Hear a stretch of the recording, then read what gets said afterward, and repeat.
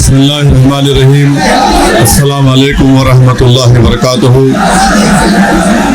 صدر محترم آل India Muslim personal حضرت مولانا خالد سیف اللہ رحمانی صاحب شہ نشین پر تشریف فرما، قوم اور ملت کے تنظیموں کے ذمہ داران، میرے ساتھی اراکین پارلیمان، دیگر سیاسی پارٹی کے ذمہ دار، معزز حاضرین اکرام، بزرگان قوم اور ملت، میں صرف آپ کے سامنے یہ عرض کرنا چاہ رہا ہوں کہ نریندر مودی کی حکومت وقف بل کو لا کر قانون بنانے کی جو کوششیں کر رہی ہے، ان کا مقصد ایک ہی ہے کہ اس ملک میں امن کو خراب کیا جائے.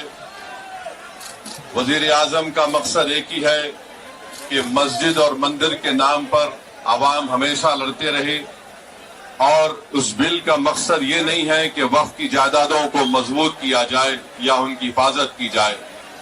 آپ خود اندازہ لگائیے کہ ہندو دھرم کے ایک بہت بڑے جورسٹ ہیں بی کے مکھرجی کی کتاب میں لکھا گیا کہ ہندو دھرم میں بائی کسٹم بائی یوسیج وہ مندر کی جائیداد بن سکتی ہے. تو نریندر مودی وقف کے وقف بائی یوزر کو اس طرح سے ختم کر رہے ہیں کہ اگر کوئی ڈسپیوٹ ہوگا یا گورنمنٹ پراپرٹی ہوگی تو وقف بائی یوزر نہیں رہے گا. دلی میں 123 وقف کی جائیدادیں ہیں جس پر دلی حکومت کا دعویٰ یہ ہے، مرکزی حکومت کا، کہ یہ گورنمنٹ کی پراپرٹی ہے. کلیکٹر کو اختیار دینے کا مطلب یہی ہے کہ کلیکٹر حکومت کے حق میں فیصلہ دے گا.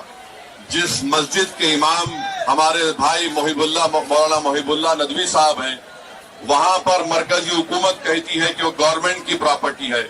اگر کل خدا نہ خواستہ یہ قانون بنے گا تو کوئی بھی جا کر مرکزی حکومت کی طرف سے، دلی سرکار کی طرف سے وہاں پر ایک نوٹس لگا دے گا کہ یہ وقف کی پراپرٹی نہیں ہے. ہبا کو نکال رہے ہیں، ٹرانسفر آف پراپرٹی میں ہبا ہے مگر کوئی گفٹ نہیں کر سکتا وقف کی جائیداد کو. نریندر مودی آج کل بھارت کے ہمارے فضیلت الشیخ بنے ہوئے ہیں اور یہ بتا رہے ہیں کہ اگر کوئی مسلمان ہوتا ہے تو اس کو 5 سال تک وہ وقف کو نہیں دے سکتا ہے. یہ کہاں سے ان کو معلوم ہوا؟ کون سے فقہ کی کتاب میں لکھا گیا؟ تو ان کا مقصد ایک ہی ہے کہ بھارت کے مسلمانوں سے ان کی سیاسی اور مذہبی شناخت کو چھین لیا جائے.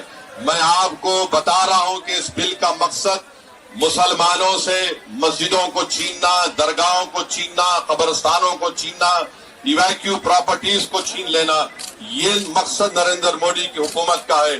اور ہم کوشن کر رہے ہیں چندرا بابو نائیڈو کو، ہمارے پاسوان صاحب کو اور نتیش کمار کو، یاد رکھیے دنیا جب تک قائم رہے گی، اگر آپ اس وقت نازک وقت میں اس بل کی تائید کریں گے تو آپ کو مسلمان کبھی نہیں معاف کرے گا، کیونکہ آپ کی تائید کی وجہ سے یہ بل قانون بنے گا. اس لیے ہم ان سے بھی کہہ رہے ہیں کہ آپ اس غیر انکانسٹیٹیوشنل بل کی تائید مت کریے. ہمارا مطالبہ صرف یہی ہے، اگر ہندو دھرم کی پراپرٹیز میں، مندروں میں، سکھوں کے گرودوارا میں کوئی غیر سکھ یا غیر ہندو ممبر نہیں بن سکتا تو مسلمان کے اس وقت میں کیوں بن سکتا ہے؟ تو یہ تمام چیزیں ہیں. ہم امید کرتے ہیں کہ حکومت اس کا نوٹس لے گی. اگر نریندر مودی اس ملک کے امن کو خراب کرنا چاہتے ہیں، وہ مسجدوں اور مندروں کے جھگڑوں میں اضافہ کرنا چاہتے ہیں، تو یہ ان کی حکومت کی ذمہ داری ہوگی.